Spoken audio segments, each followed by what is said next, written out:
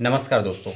Video 79/365 और आज हम एक और बुक का रिव्यू करने वाले हैं जिसका नाम है rich dad and poor dad, जिसको रॉबर्ट कियोसाकी ने लिखा हुआ है। बहुत बेहतरीन बुक है। आई थिंक फाइनेंशियल के मामले में माने जाए तो सबसे बड़ी बेस बुक यही कहलाती है हमारी।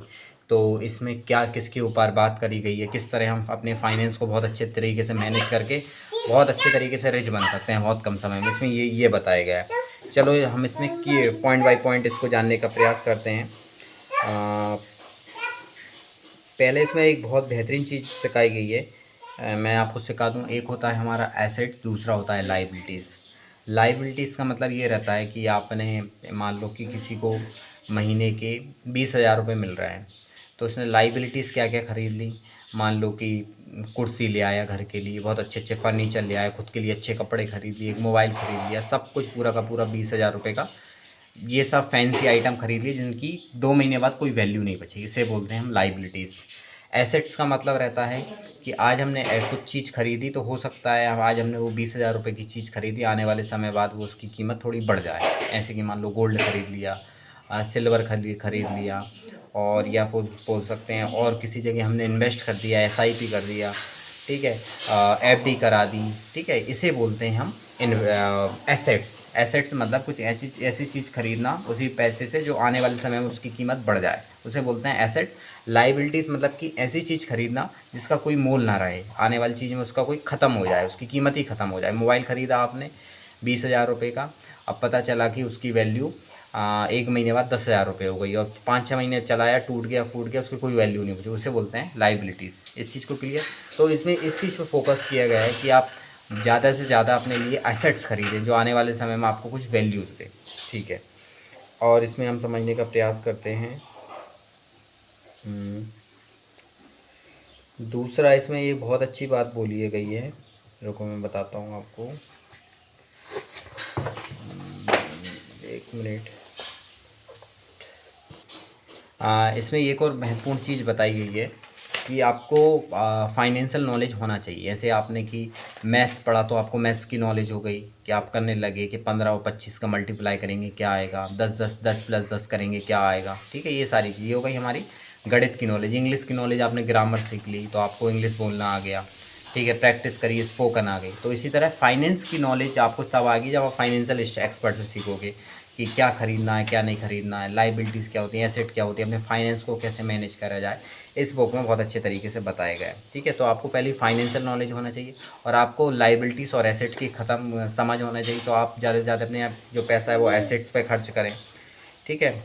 फिर हम आते हैं तीसरा, संपत्ति और दायित्व। मैंने बता दी निष्क्रिय आय की शक्ति, मतलब कि आप उसको समझें कि आपने कोई छोटा सा, मतलब इसमें एक महत्वपूर्ण बताया गया रिच डैड पुअर डैड के अंदर। एक रहते हैं रिच डैड मतलब कि जिसके अमीर पिता, और एक रहते हैं पुअर डैड जो नौकरी करते हैं पर अपने तब भी उनके यहाँ परेशानी पैसों की बनी रहती है। एक रहते हैं रिच डैड जो कुछ पढ़े लिखे नहीं रहते लेकिन वो जो अपनी एसेट्स खरीद खरीद के हाउस रेंट पे चलाते हैं, वहाँ से पैसा आता है, कुछ और चलाते हैं वहाँ से पैसा आता है। अब निष्क्रिय आय की शक्ति को हम इसलिए समझने का प्रयास कर रहे हैं कि आप कुछ ऐसी प्रॉपर्टी बनाए उससे भी आय आती रहे। जैसे आपने एक मकान बना दिया, वो रेंट पे दे दिया, उसके किराया आ रहा है आपका, ठीक है। कुछ आपने ज़मीन है आपके पास, उसको रेंट पे दे दी, उसका किराया आ रहा है आपका, ठीक है।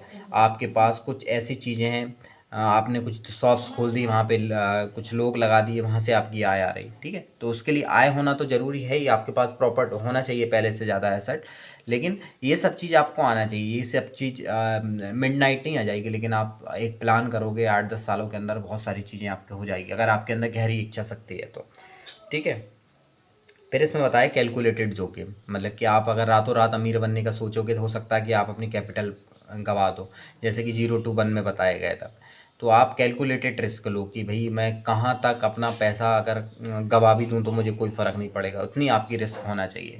उससे ज़्यादा आपको रिस्क लेना नहीं है, ठीक है। नहीं क्या होगा कि आप बहुत ज़्यादा खतरे में पड़ जाओगे। ये आपको पता होना चाहिए कि उसका जोखिम क्या है और रिवॉर्ड क्या है, ठीक है। अगर आपको हाई रिवॉर्ड चाहिए तो हाई रिस्क होगा, तो आपको कितना आप रिस्क लेने तैयार हो और इसके बदले में कितना रिवार्ड आ रहा है वो आप देखते चलें। रिस्क रिवार्ड का मतलब कितना ऐसे कि मान लो कि आपने मान लो कि एक छोटा सा उदाहरण देता हूँ, 10,000 रुपये महीने की आप एसआईपी करा के रख रहे हो और आपको पता है वहाँ पे 10% रिटर्न मिलता है, मतलब साल भर में आपने 1 लाख रुपये लगाए तो आपको 1,10,000 रुपये मिल जाएंगे।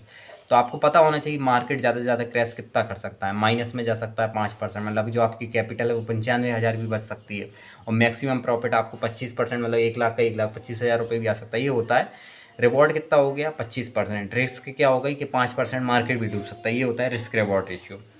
फिर आता है सीखने के लिए काम करें, मतलब कि लगातार नई स्किल सीखें, अपने आप को एजुकेट करें कि अपनी सैलरी, मतलब कि जो आप जो भी काम कर रहे हैं वहाँ पे अपन कैसे एक्सपर्ट बन के और अपनी इनकम को कैसे बढ़ा सकते हैं उसके लिए काम करें, ठीक है। और क्या बोल सकते हैं, और पैसिव इनकम पे मैंने बता दिया।